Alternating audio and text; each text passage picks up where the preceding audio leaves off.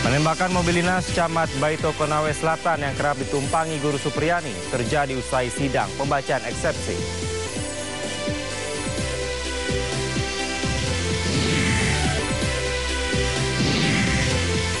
Anggur impor jenis Shine Muscat jadi sorotan setelah ditemukan kandungan residu kimia berbahaya pestisida.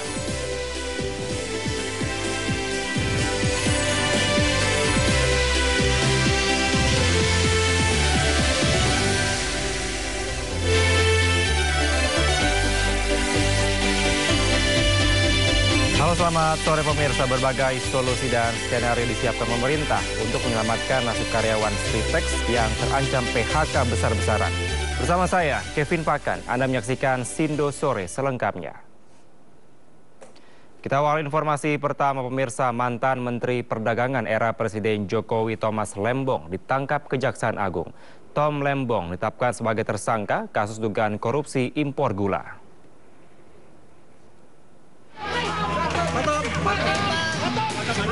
Thomas Lembong, mantan Menteri Perdagangan era Presiden Joko Widodo, ditahan Kejaksaan Agung.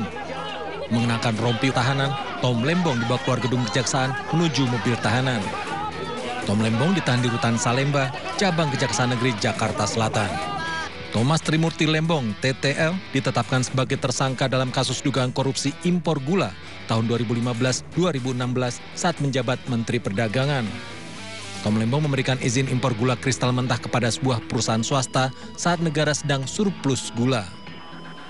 Yaitu tahun 2015 tersebut, Menteri Perdagangan, yaitu Saudara TTR, memberikan izin persetujuan impor gula kristal mentah sebanyak 105.000 yang bersangkutan sebagai tersangka.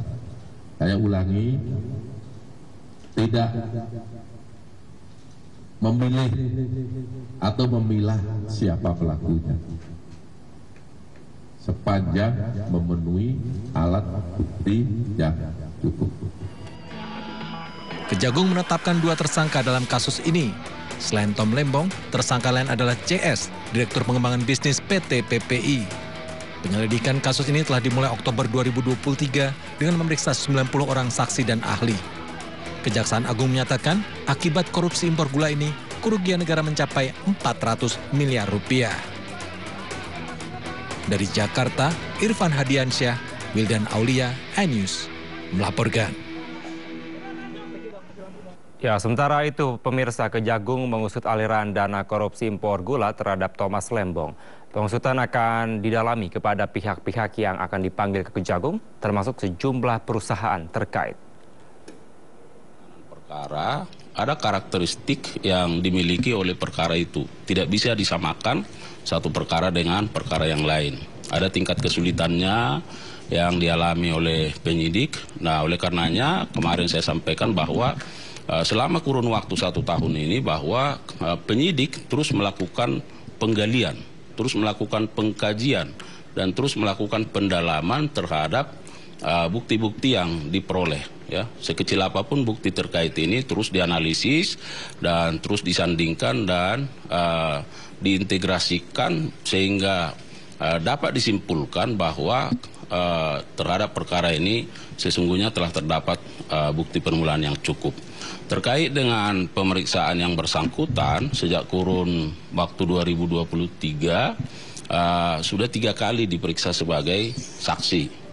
Dan kemarin tentu beliau dipanggil, yang bersangkutan dipanggil sebagai saksi, dan setelah dilakukan pemeriksaan sebagai saksi, penyidik melakukan ekspos gelar perkara, kemudian menetapkan yang bersangkutan sebagai tersangka. Baru 1 hari dilantik, Wakil Ketua DPRD Kabupaten Bekasi dijebloskan ke penjara atas kasus dugaan suap. Dalam hal ini disita barang bukti 2 mobil mewah.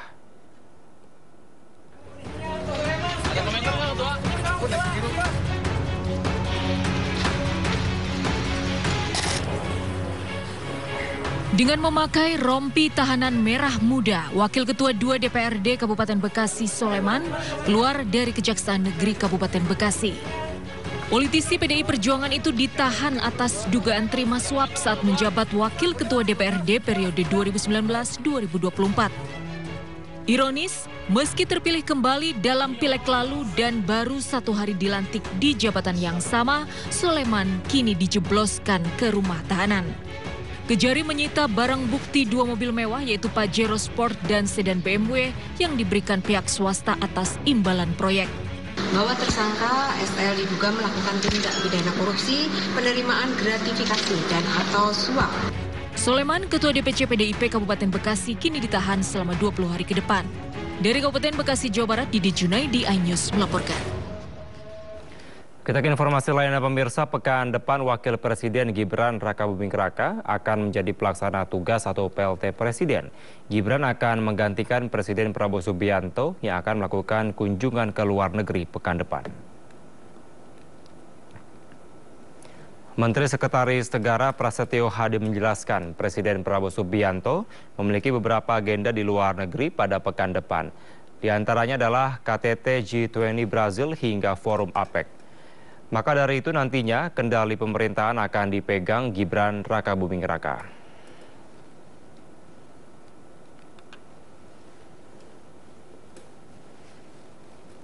Keliling dunia? Enggak. Kan ada undangan, ada G20, ada APEC sebagai kepala negara ya pasti beliau kan harus hadir. Mas, kemana? Pemirsa, berbagai solusi dan skenario disiapkan untuk menyelamatkan nasib karyawan Sritex yang terancam PHK besar-besaran. Menteri Ketenagakerjaan menjamin pemerintah akan mencari cara untuk menyelamatkan Sritex dari ancaman parit. Sementara itu, Wakil Menteri Ketenagakerjaan Immanuel Ebenezer Gerungan mengunjungi PT Sri Rejeki Isman Tbk atau Sritex di Sukoharjo, Jawa Tengah. Menteri Ketenagakerjaan Yasirli meminta jajaran direksi dan manajemen PT Sri Rejeki Isman Tbk atau Sritex untuk tetap memprioritaskan nasib puluhan ribu karyawannya. Yasirli menjamin pemerintah akan mencari cara untuk menyelamatkan Sritex dari ancaman pailit. Yasirli mengungkapkan Kementerian Ketenagakerjaan telah menyiapkan langkah-langkah strategis dalam respons kasus Sritex. Pemerintah memang sangat concern, gitu ya, bahwa PHK itu tidak boleh terjadi. Itu yang poin nomor 1 ya. Jadi kita juga meminta bahwa Sritex harus tetap berproduksi seperti biasa, gitu ya. Dan kemudian kita juga minta agar semua karyawan tetap tenang karena pemerintah akan memberikan solusi yang terbaik buat mereka. Dan kondisi saat ini kan masih dalam proses hukum ya.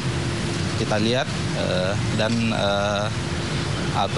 langkah-langkah selanjutnya tadi sudah sangat baik menurut saya dan itu insya Allah tidak ada masalah ke depan. Menakar menegaskan pihaknya akan mendukung agar pegawai Sritex bisa terlindungi di tengah isu pailit yang terjadi di perusahaan. Bila perlu, pemerintah akan menjaga agar PHK tidak terjadi.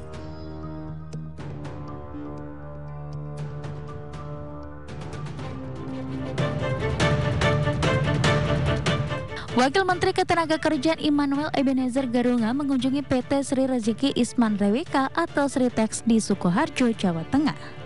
Immanuel mengatakan kunjungan ke perusahaan raksasa bidang tekstil ini atas perintah langsung Presiden Prabowo Subianto. Menurut Immanuel, pemerintah terus berkomunikasi dengan Presiden Direktur PT Sritex Iwan Kurniawan Lukminto terkait kondisi setelah Sritex dinyatakan pailit oleh Pengadilan Negeri Semarang. Kunjungannya ke Sritex ini juga bentuk konkret bahwa negara hadir.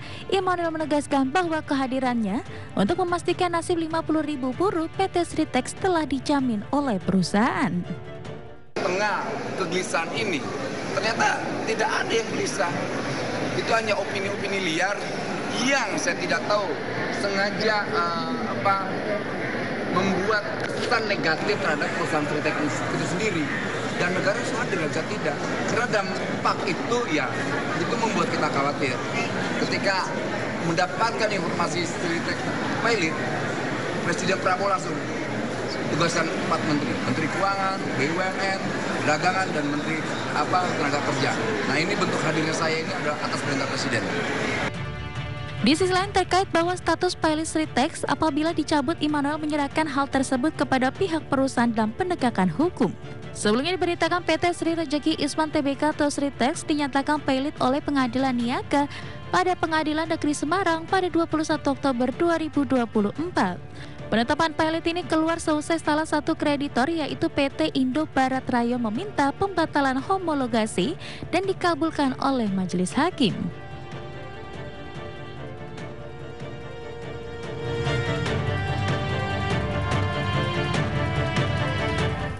Masih terkait Sritex, pemirsa, Kementerian Perindustrian menyiapkan 2 skenario penyelamatan untuk mencegah PHK massal. Sementara itu, Komisaris Utama PT Sritex Iwan Setiawan Lukminto menegaskan operasional perusahaan masih berjalan normal meski dinyatakan pilot.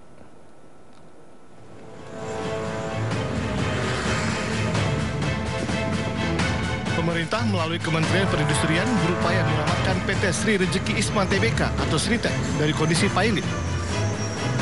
Sejumlah skenario penyelamatan disiapkan agar raksasa tekstil ini bisa terus beroperasi tanpa ada pemutusan hubungan kerja karyawan. Kalau dibilang kan kita yang pasti sih menyelamatkan terkait dengan tenaga kerjanya. Kalau bisa kita tetap upayakan, apalagi begitu Pak Iwan bilang pabriknya tuh tetap beroperasi, beda dengan kondisi pilot, perusahaan yang memang sudah nggak beroperasi kan beda. Kalau ini kan sedang beroperasi, artinya kan ada kontrak-kontrak tertentu dong yang harus dia penuhi. Komisaris Utama PT Sritex Iwan Setiawan Lukminto menyatakan meski dinyatakan pilot, hingga kini operasional perusahaan masih berjalan normal. Nanti baru kami buat, nanti kami akan kembali ke Pak Menteri. Jadi sampai saat ini operasional jalan normal.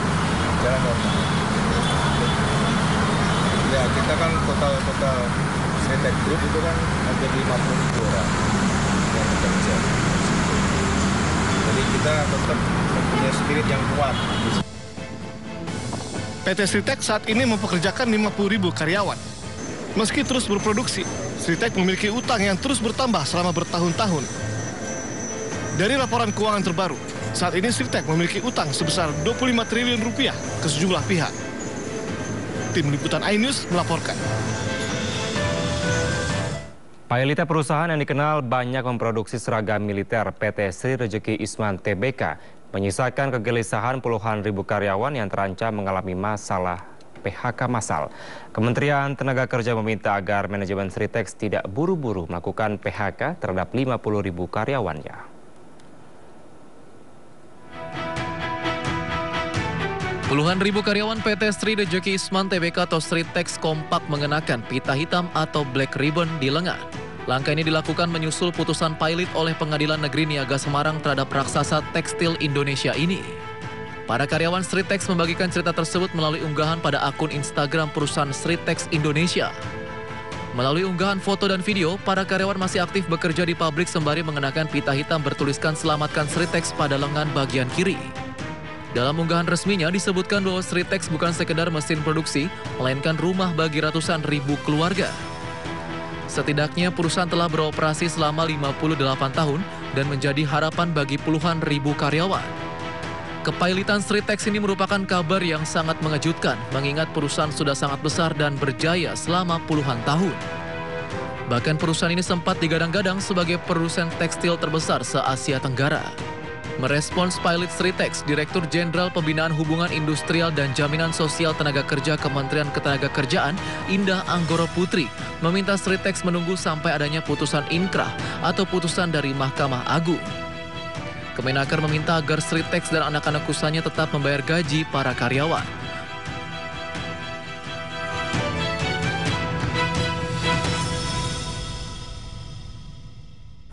Menteri Ketenagakerjaan Yasir Lee bersama wakilnya Immanuel Ebenezer hari ini mengikuti rapat perdana bersama Komisi 9 DPR RI. Salah satu isu yang dibahas adalah permasalahan PT Sritex.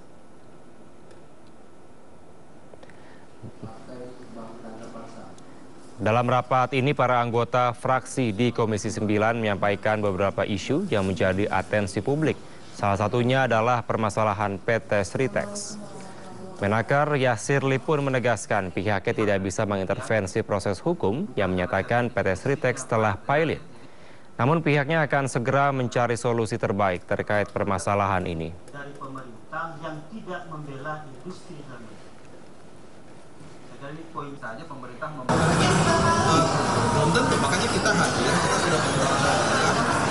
Kita tidak mau ada masalah terkait koordinasi, masalah terkait kita. Oh ini yang ini padahal bercampur, itu kita pastikan bahwa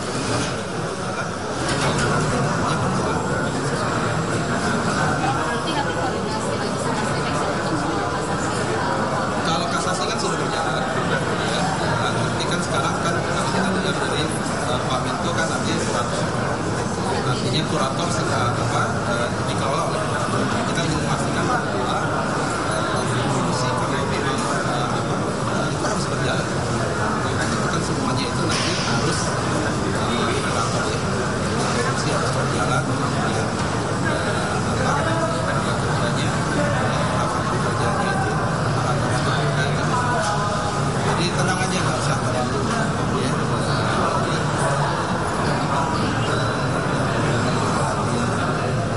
Yang penting juga seperti saya sampaikan bahwa ada lesson learned. Saya berpikir berarti anda pihak perusahaan itu harus membuat sistem manajemen sampai kemudian hal-hal yang tidak terduga seperti ini tak tahu. Pemirsa, Presiden Prabowo Subianto perintahkan semua Menteri Kabinet Merah Putih dan pejabat eselon 1 untuk gunakan mobil dinas produk dalam negeri Maung Pindad mulai pekan depan. Tak ada lagi pejabat yang menggunakan mobil impor.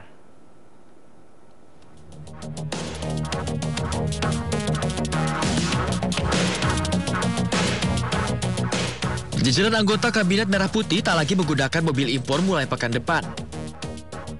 Mereka akan menggunakan mobil dinas produksi dalam negeri buatan PT Pindad Persero. Wakil Menteri Anggito Abimanyu menyatakan kendaraan yang digunakan Menteri, Wakil Menteri hingga pejabat eselon 1 adalah Maung Pindad. Sebelumnya Presiden Prabowo Subianto telah menggunakan Maung Garuda saat pelantikannya sebagai Presiden Republik Indonesia pada 20 Oktober 2024 lalu.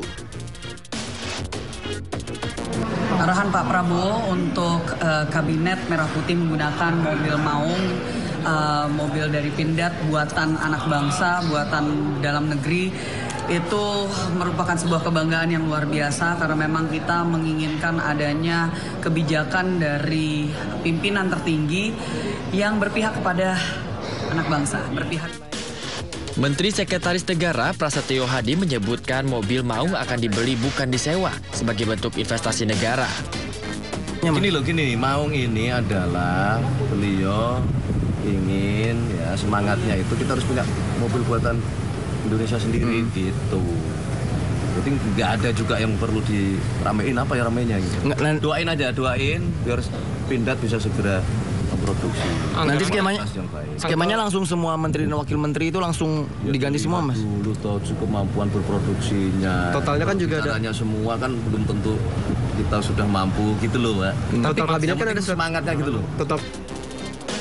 Sementara itu, Menteri BUMN Erick Thohir mengatakan PT Pindad Persero telah mendapat orderan 4.600 kendaraan mobil Maung dari Kementerian Pertahanan untuk 2 tahun ke depan.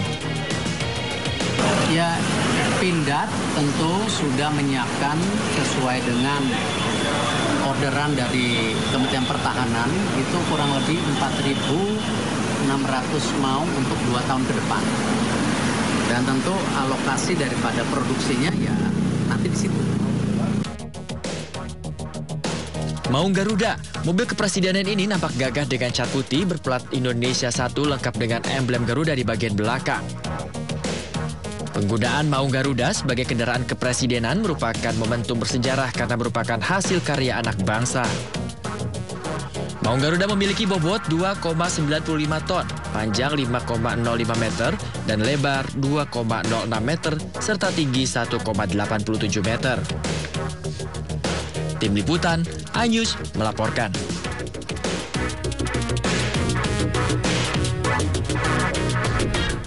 Kendaraan R1 yang ditumpangi Presiden Prabowo Subianto pasca pelantikan mencuri perhatian. Selain warnanya yang berbeda dari kendaraan presiden-presiden sebelumnya, mobil bercat putih yang diberi nama Maung Garuda itu merupakan kendaraan tempur anti peluru yang bisa tetap melaju meski terjadi kebocoran ban.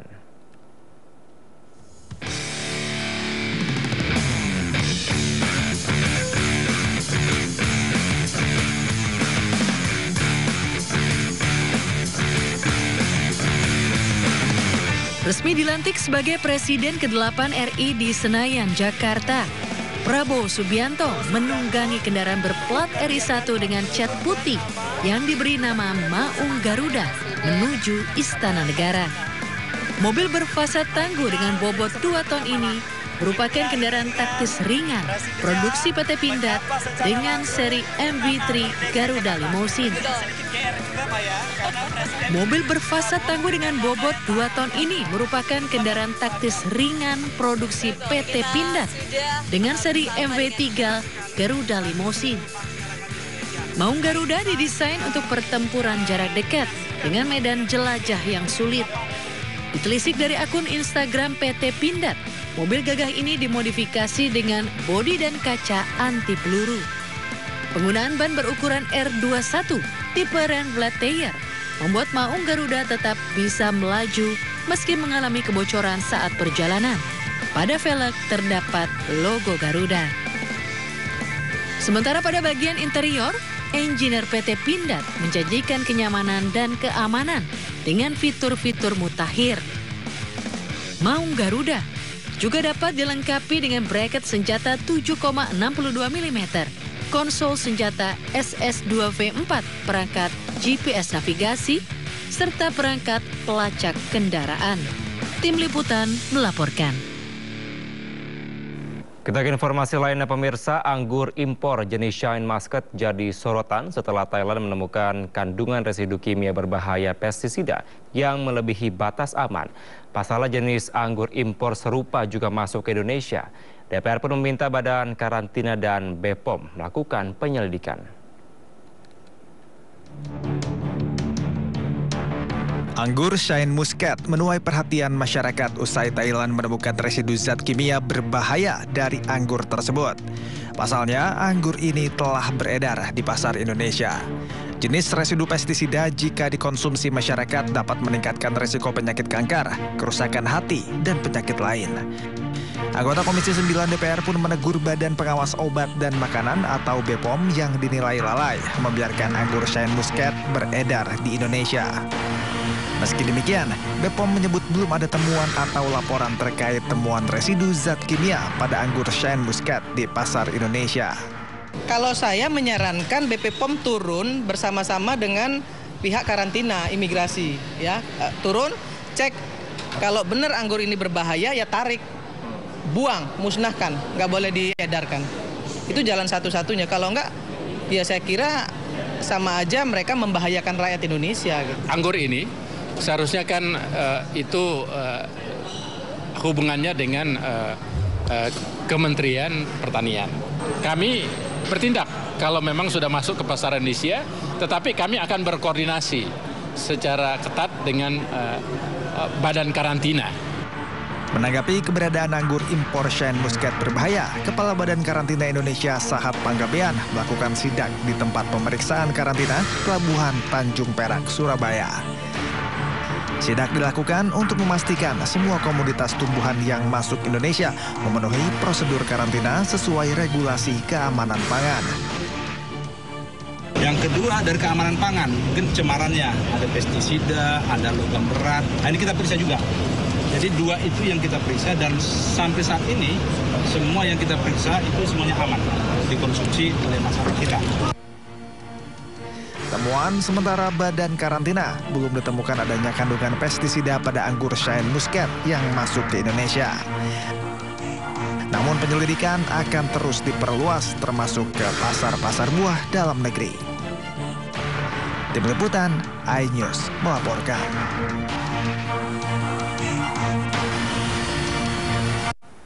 Dan pemirsa, untuk membahasnya lebih dalam terkait temuan zat berbahaya dalam anggur Shine Muscat, kita telah terhubung dengan Guru Besar Bidang Ekonomi Pertanian Universitas Gadjah Mada, Profesor Masyuri. Selamat sore, Prof. Masyuri.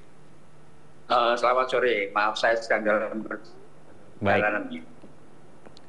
Baik, tidak apa-apa, Prof. Oke, selamat sore.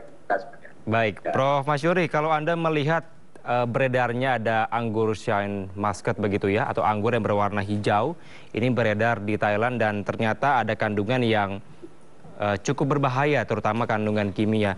Dan juga ternyata di Indonesia beredar cukup luas juga di beberapa daerah.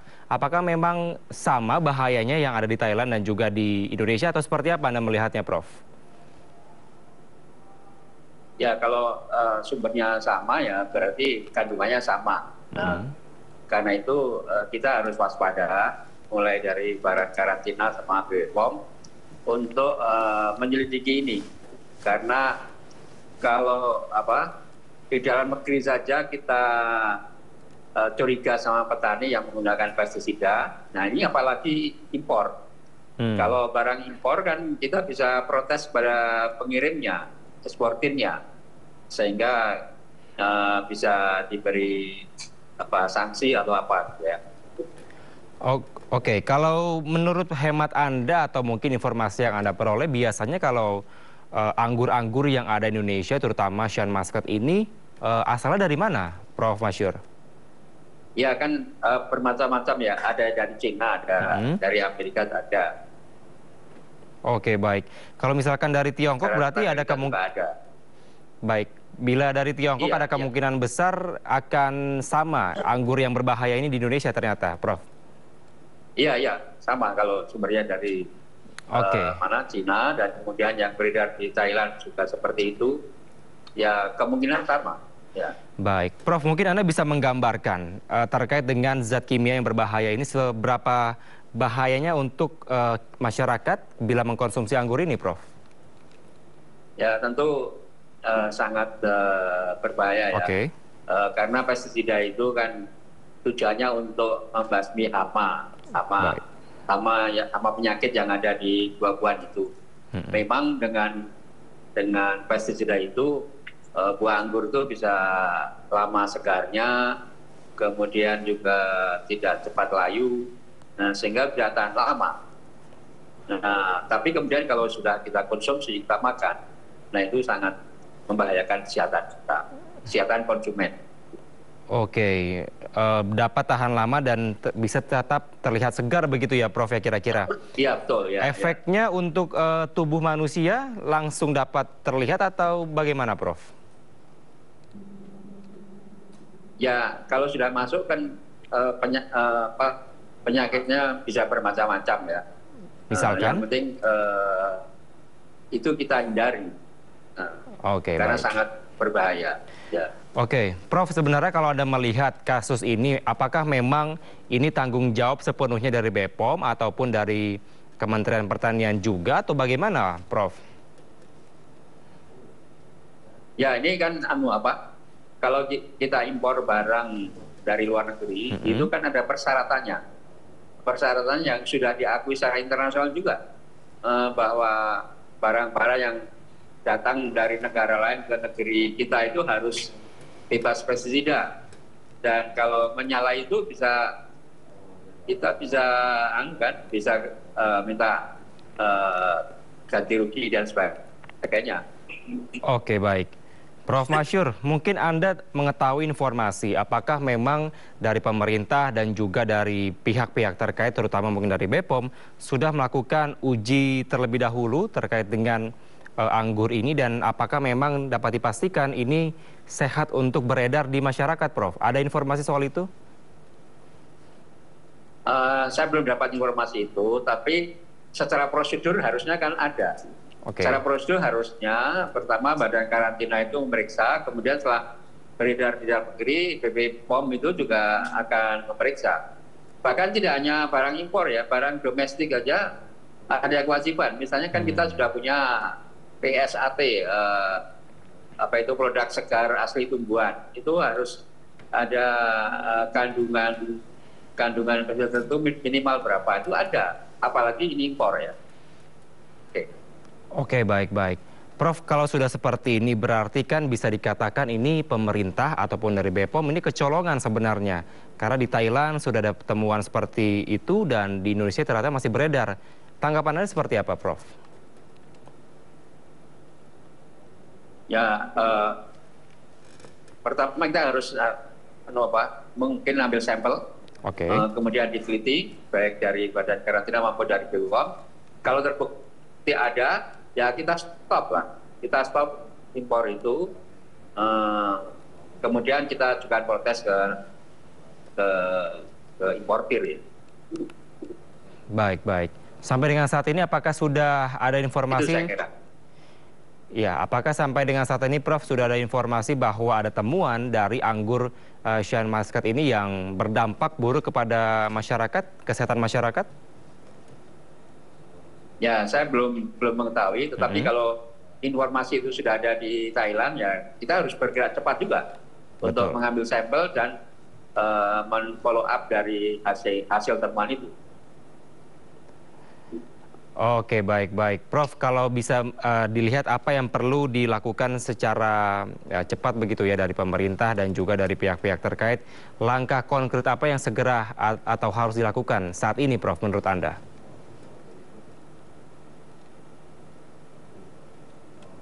Ya, oke.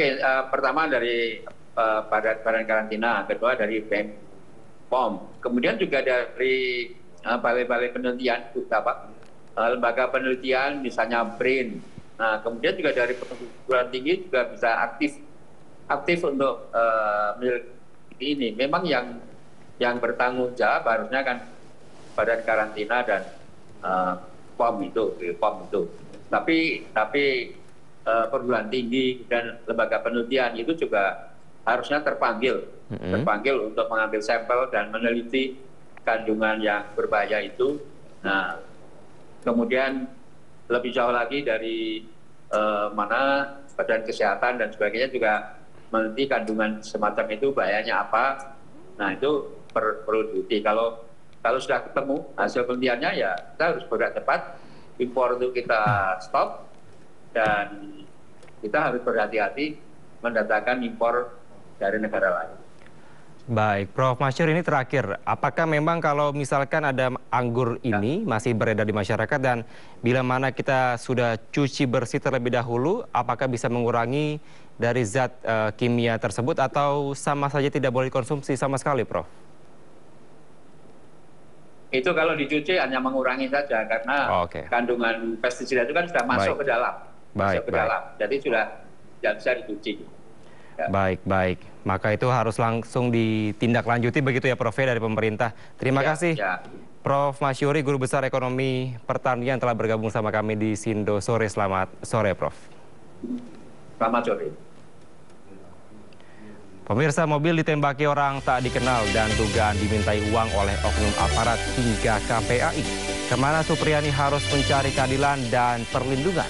Kami akan hadirkan dialognya usai jeda. Tetaplah di Sindo Sore.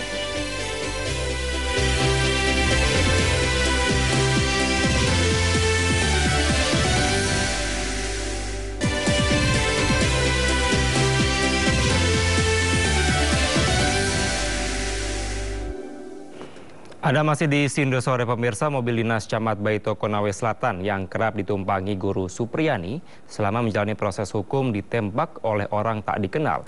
Penembakan diduga sebagai bentuk teror terjadi usai sidang pembacaan eksepsi Supriyani.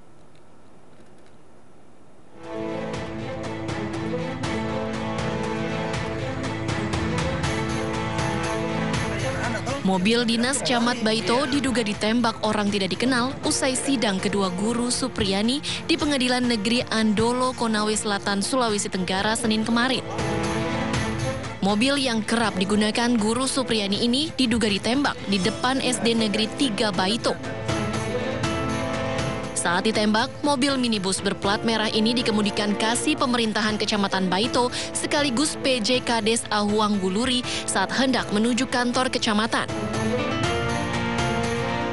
Ada insiden, ini mobil dinas camat yang biasa juga dipakai,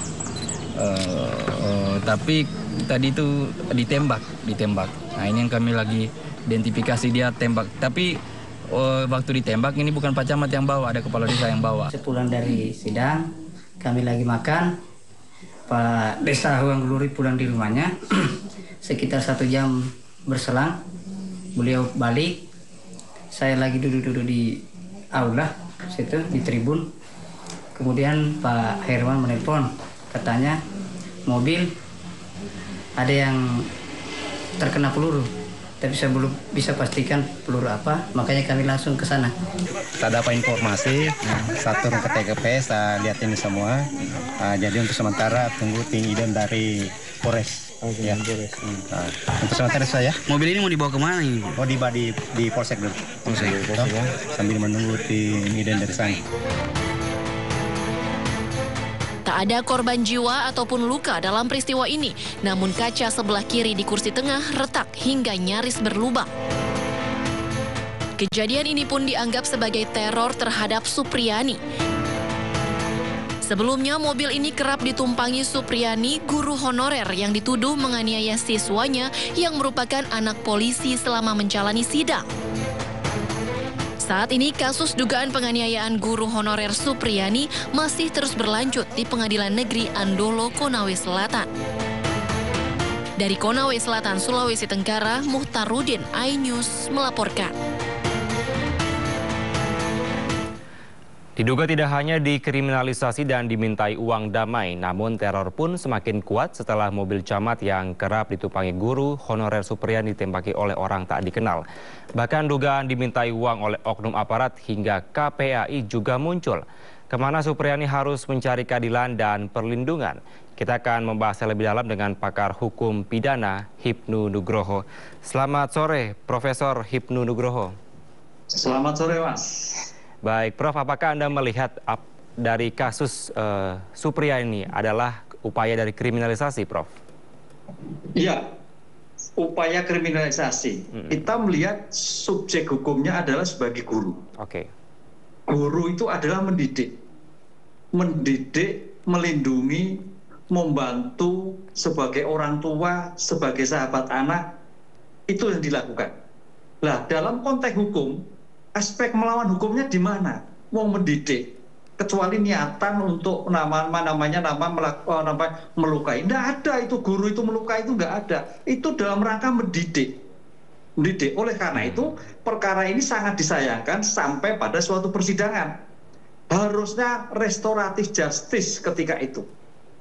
Kompleks suatu penanganan, bukan suatu tindak pidana. Sehingga kalau toh sampai ini disidangkan, mudah-mudahan nanti dituntut bebas. Baik. Kalau tidak dituntut bebas, diputus bebas. Karena sifat melakukannya nggak ada, Mas. Konteks guru, kita jangan tag nganiaya. Konteks mendidik, itu sangat yang harus dilakukan dalam anak-anak sekarang.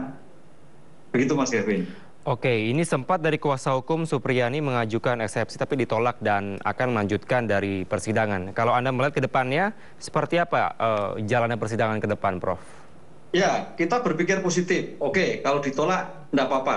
Enggak tolak, enggak apa-apa. Karena memang kemarin harusnya itu di pra-peradilan kan, atau diselesaikan banyak salah. Sebetulnya dalam kasus-kasus terhadap anak itu banyak alternatif, Mas. Baik. Di sini sekarang penegak hukum harus berpikir alternatif penyelesaian suatu perkara.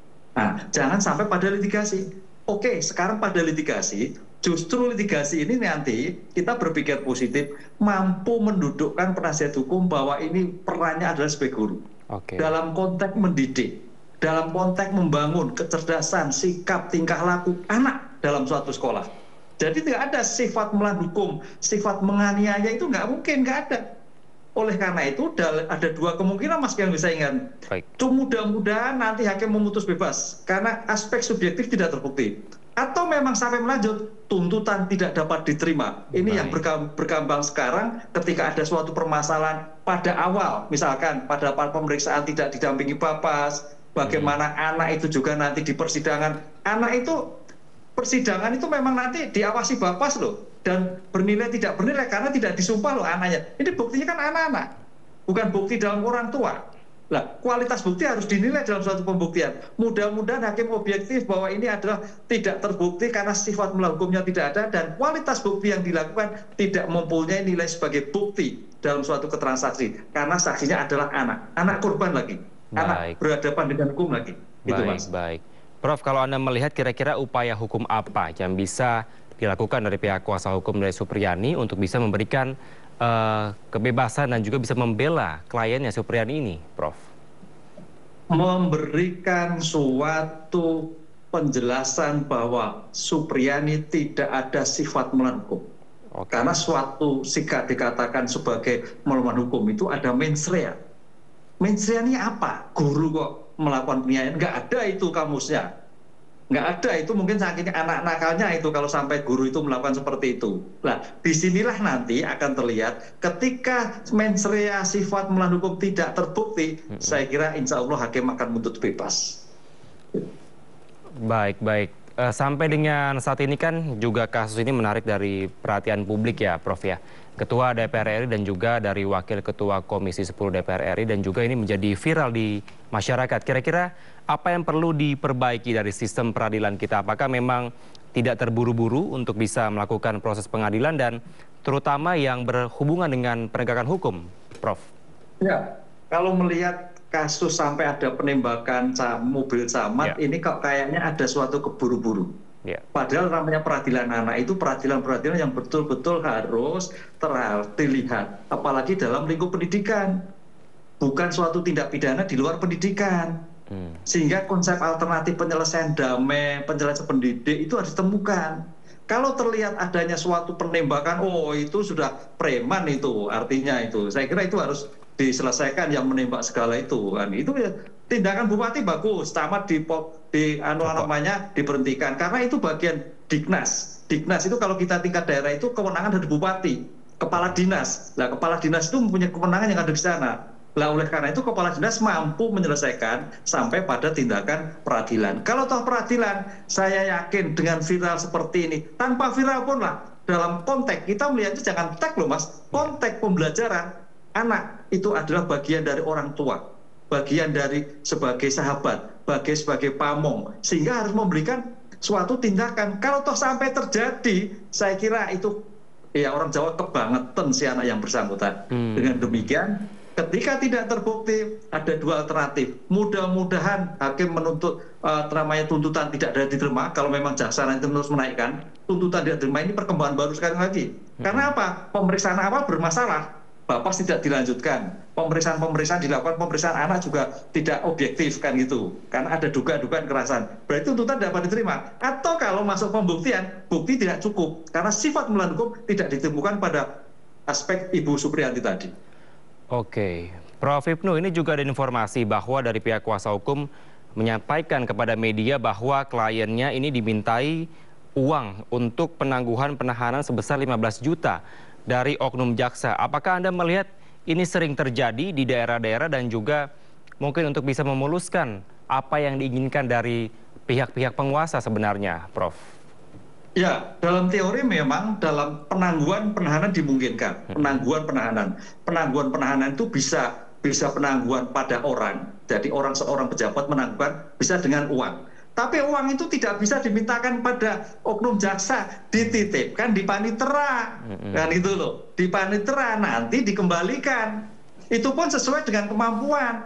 Sini kok mengada-ada kalau sampai terjadi penangguhan dengan uang segala itu. Apalagi ini guru loh, Jadi guru itu tingkat pelarinya agak sulit, tingkat mempersulit juga tidak sulit. Jadi kalau toh sampai dilakukan penahanan, pertanyaannya sejauh mana kekhawatiran yang bersangkutan. Kalau cuma guru penjahat itu baru ditangguhkan bisa. Ini guru, jadi saya kira proaktifnya itu sudah cukup untuk melakukan suatu persidangan. Kalau toh dilakukan tindakan penahanan, suatu keterlaluan.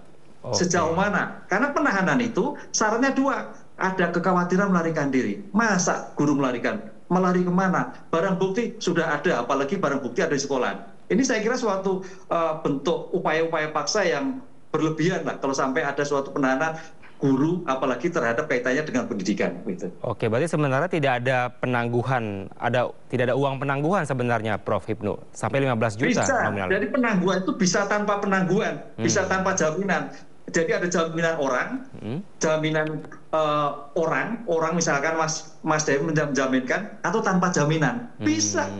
Tanpa jaminan. Nah ini kalau dengan jaminan, nah cari-cari itu. Oke, selanjutnya ini juga ada informasi bahwa adanya pihak-pihak kepolisian, oknum-oknum kepolisian yang memang ingin meminta uang damai sebesar 50 juta kepada pihak Supriyani untuk bisa agar kasus ini bisa berjalan lebih damai, kira-kira seperti itu, Prof. Anda sudah mendengar informasi ini, Prof, dan apa yang bisa Anda kritisi soal ini?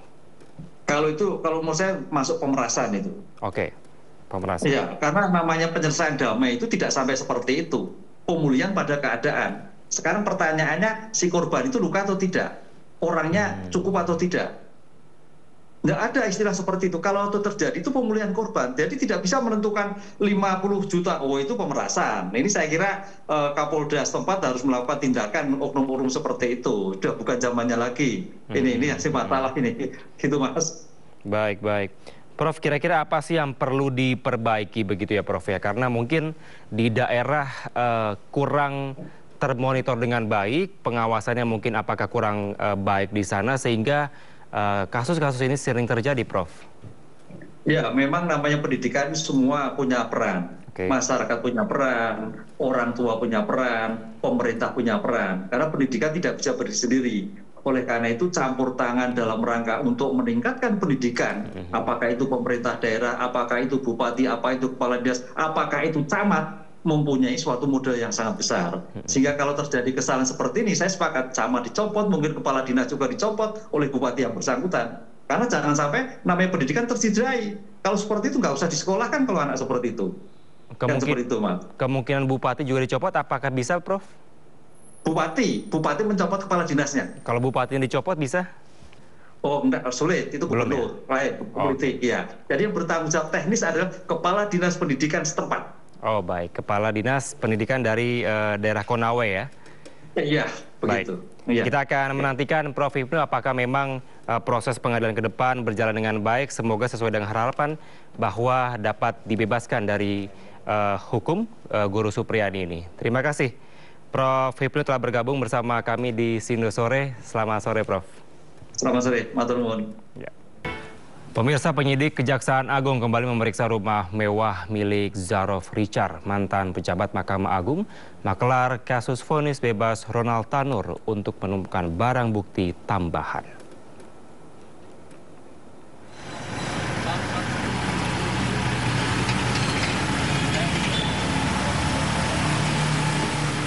Tim Jampitsus Kejagung menggeledah rumah mewah milik Zarof Richard di Kebayoran Baru, Jakarta Selatan. Usai penggeledahan, petugas meninggalkan lokasi dan tidak bersedia memberikan keterangan kepada wartawan. Rumah ini telah digeledah pada 24 Oktober lalu. Penyidik menemukan uang asing dan rupiah senilai 920 miliar serta logam mulia seberat 51 kg. Zarof Richard, mantan pejabat MA, diduga menjadi maklar kasus selama 10 tahun menjabat, termasuk pengaturan vonis bebas Ronald Tanur dalam kasus tewasnya Dini Sera Afriyanti, kekasih Ronald Tanur.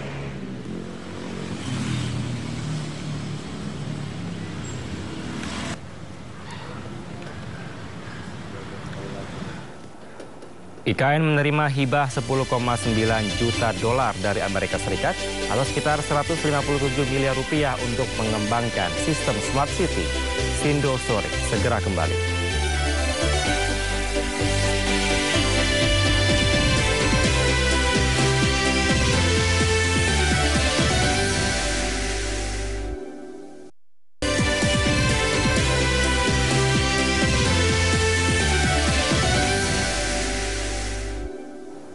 Kembali di Sindo Sore, pemirsa, pemerintah memastikan anak yang menjadi korban penyanderaan pria yang juga teman orang tuanya telah mendapatkan pendampingan. Sementara itu dari hasil pemeriksaan terungkap pelaku kesal tidak dipinjamkan uang dan juga sempat mencabuli korban saat disekap.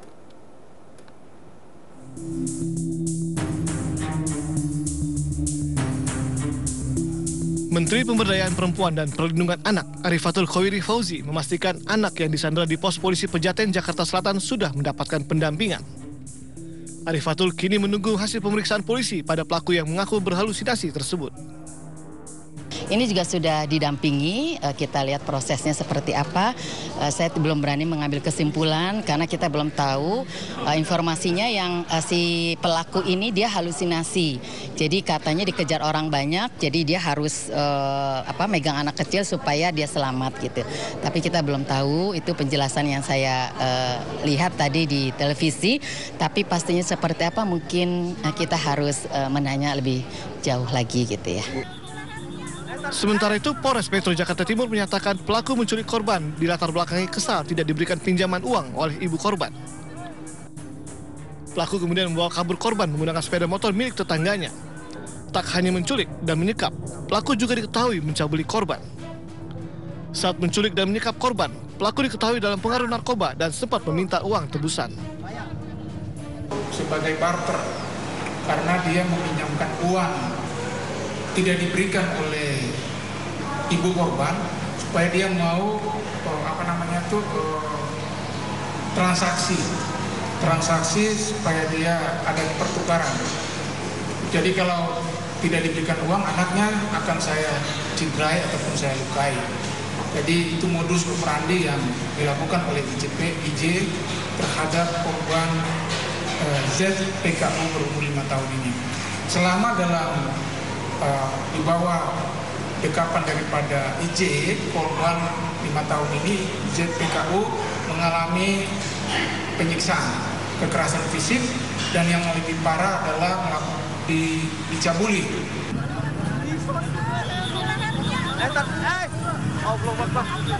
Sebelumnya viral di media sosial penyandaran anak di pos polisi Pejaten, Jakarta Selatan. Pelaku diketahui merupakan teman ayah korban. Korban akhirnya berhasil diselamatkan tanpa mengalami luka. Pelaku kini mendekam di sel tahanan Polres Metro Jakarta Timur dan dijerat Undang-Undang Perlindungan Anak. Ia diancam hukuman 15 tahun penjara. Dari Jakarta, tim liputan iNews melaporkan. Alhamdulillah, anak udah bebas.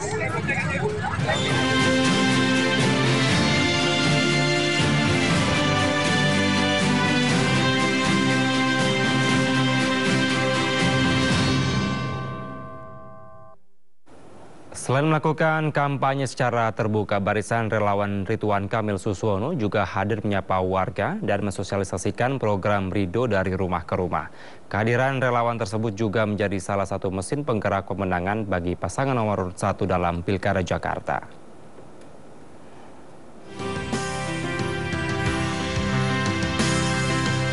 Relawan barisan pendukung Ridwan Kamil Suswono melakukan sosialisasi program Ridho dari rumah ke rumah di lingkungan RT 16 RW 8 Kedoya Utara, Jakarta Barat. Para relawan ini langsung bertemu masyarakat dan mensosialisasikan program-program pasangan Ridho. Salah satunya yakni program 1 RW 1 miliar per 5 tahun sebagai langkah nyata dalam membangun Jakarta dari lingkup RW. Yang pastinya program beliau sama dengan moto kita, membangun Jakarta dari lingkungan RW, yaitu program 1 miliar 1 tahun, 200 juta per tahun. Kalau dulu-dulu kita pakai monster bank, insya Allah nanti kalau Bang Ridwan Kamil jadi, Pak Suswo jadi kita nggak pakai monster bank lagi tuh, nggak ribet. Jadi persoalan yang ada di RW itu bisa langsung tercapai gitu. Kehadiran para relawan yang langsung melakukan canvassing ke rumah warga menjadi cara untuk menarik simpati dan meyakinkan masyarakat untuk memilih paslon nomor urut 1 ini dalam Pilkada Jakarta. Dari Jakarta, Ismail Dias Triawan, iNews melaporkan. Sementara itu, calon wakil gubernur Jakarta nomor urut 3 Rano Karno atau Sidul menghadiri senam Jakarta Menyala di Cilandak, Jakarta Selatan. Usai bersenam, Rano Karno berorasi berjanji menurunkan harga bahan pokok jika terpilih.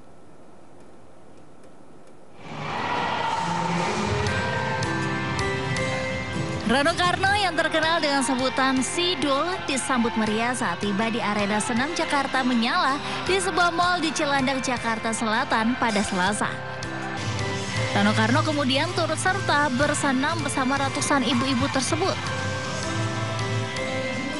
Usai bersenam, Rano Karno berorasi. Ia berjanji untuk memberikan 3 program jika terpilih sebagai wakil gubernur Jakarta. yakni bahan pangan terjangkau, transportasi umum yang mudah, dan pendidikan berkualitas dan gratis. Ia juga menambahkan, olahraga merupakan hal penting untuk meningkatkan sumber daya manusia. Semangat ibu-ibu semakin semangat ya, karena kita tahu nih, kalaupun dihitung masa kampanye tinggal 24 hari lagi. Artinya dibutuhkan tenaga ekstra, karena itu kita harus sehat. Sehat harus olahraga. Nah inilah saya terima kasih dengan Bu Hani, Mas Ano, Pramono, kemudian istri saya juga aktif membantu kita. Sekarang dibantu oleh Pak Kana, kita menggunakan One Belt untuk menjadikan tempat kita. Pada kesempatan orasi, Doel juga sempat menyampaikan kekecewaannya saat debat kedua pilkada. Ia menilai data yang salah terkait pembangunan manusia saat Rano menjadi gubernur Banten yang disampaikan pasangan lain adalah salah. Dari Jakarta, Endang Priyono, Ayus melaporkan. Jelang debat perdana Pilkada Jawa Tengah, kedua paslon siapkan strategi masing-masing. Calon Gubernur Jawa Tengah nomor urut 1, Andika Perkasa, belusukan ke pabrik rambut palsu di Banjarnegara, Jawa Tengah. Sementara lawannya calon Gubernur Jawa Tengah nomor urut 2, Ahmad Lutfi, berencana mengajak Jokowi menjadi tim sesnya.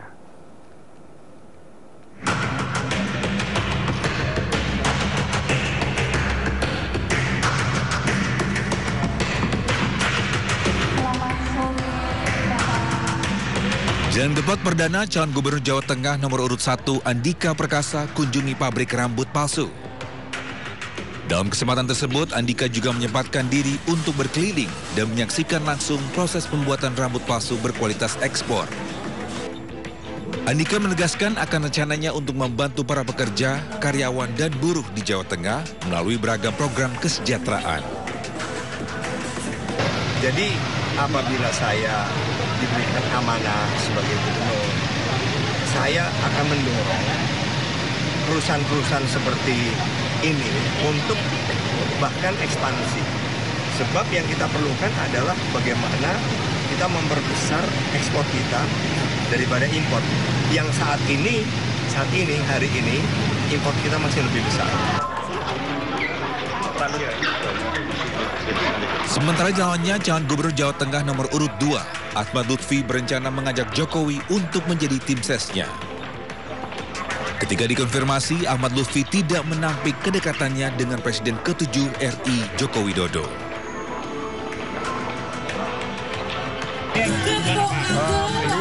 Sebagai bapak bangsa, sebagai bapak,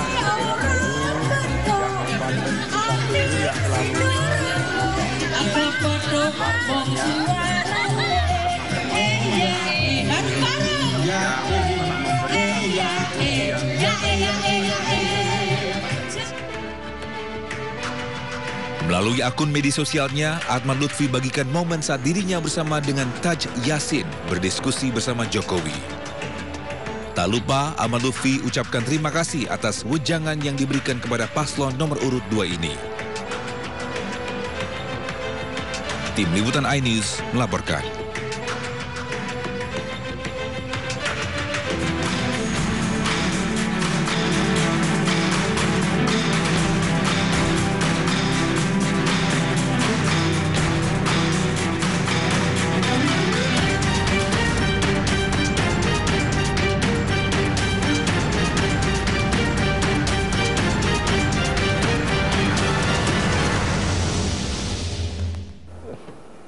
Pemirsa, swasembada pangan menjadi salah satu prioritas program pemerintahan 5 tahun ke depan, di mana Presiden Prabowo Subianto menginginkan Indonesia segera bisa mencetak sawah pertanian sebanyak 3 juta hektar.